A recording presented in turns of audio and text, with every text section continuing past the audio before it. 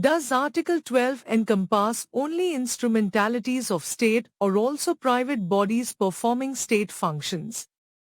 Yes, no, only instrumentalities created by statute, only bodies exercising sovereign powers. Private bodies performing state functions. Explanation. Article 12 of the Indian Constitution defines the state for the purposes of applying the fundamental rights guaranteed in Part 3.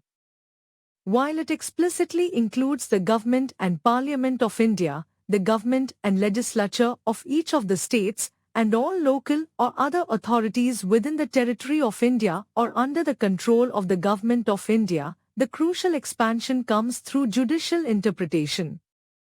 The Supreme Court has consistently held that Article 12 also extends to private bodies that perform functions which are governmental or closely related to governmental functions. This is based on the understanding that fundamental rights should not be rendered ineffective simply because a governmental function is being performed by a private entity.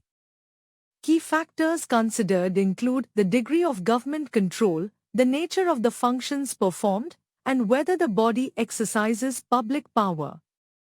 Therefore, the correct understanding is that Article 12 extends beyond mere instrumentalities directly created by the state to include certain private bodies.